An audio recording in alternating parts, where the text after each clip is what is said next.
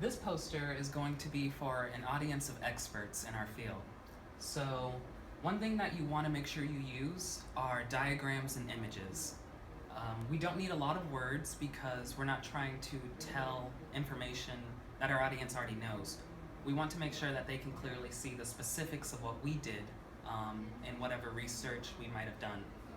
So, a good rule of thumb is that you want to use 1/3 of your poster to tell a story.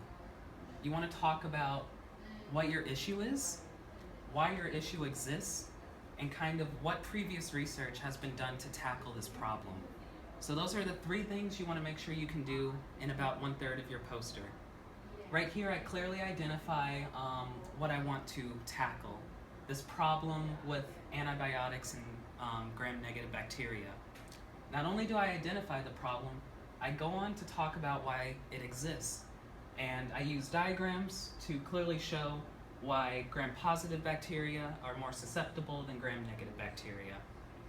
And as I'm telling my story to my audience, I also let them know what previous research has been done. So I can talk about what data has already been collected, and this kind of tells a story about what you've done to add to this body of research. So 1/3 of the poster, we're clearly just telling a story, and our images help us do that effectively and quickly. You're going to have about 5 to 10 minutes during your presentation at most conferences or wherever you present, and you only want to use about 3 minutes to get through this story. As we move on to the next side of our poster, this is where you truly communicate with your audience. You have to talk about why your research is important and what you yourself did to make sure that you were able to achieve something. So right here, I'm using the other 2/3 of my poster to clearly identify what my goal was. My goal, understanding how changing these molecules affects the problem that I was talking about. Not only do I say what my goal is, I outline the approach systematically. Using numbers is a great way to let your audience know your methodology. That's something you want to tackle. And you're just going to speak to what you've actually done in the lab. So right here, they might see what kind of chemical reactions I've done, but I should be able to speak more efficiently to what I actually did. Like, was it a reflux reaction? What kinds of materials were I using? How did I actually collect the data? How sure am I of the data? And those are kinds of questions that might come up. So this right here is a good foundation to describe the methodology, but whatever you put on your poster, you want to be confident in describing in your own words. So I wouldn't use an image or a picture that I'm not sure about what it's trying to tell my audience. I want to make sure that every picture I use or every diagram or every sentence has a purpose, and I know what that purpose is. So not only do I talk about the methodology, where how I talk about how I collected the data and how I analyzed it, but then I also include the data analysis. So I show them what I collected, I let them know why I'm confident in what I collected, and I try to give some graphic representation of that in the poster. So right here, we can see this chart where I kind of try to give the audience a quick image of what I was able to accomplish. So right here, I can say molecules A through D were high accumulators, so they're probably going to be the best for tackling gram-negative bacteria.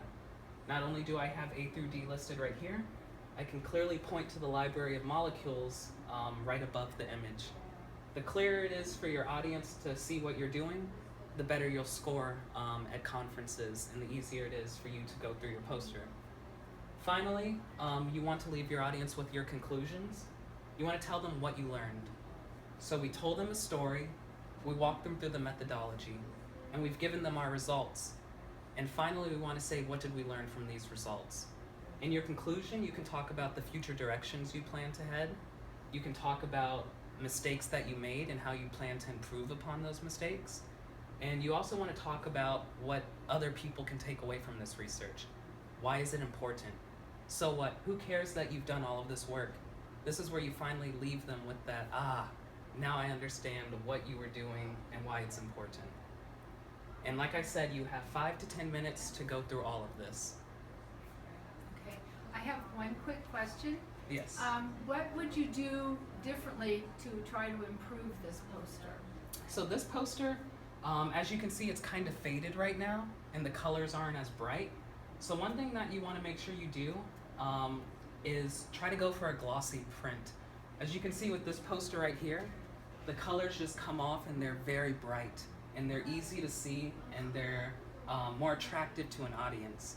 So this poster was printed a while ago, and as you can see, over time it gets dull, and it's harder to see the distinction between the colors. But just make sure that when you choose colors, they're easy to see on your poster, and they come out bright. So that's my suggestion to the people who are making posters. Go for a glossy print. It normally comes out way better, and the colors are more contrasted on your poster. Okay.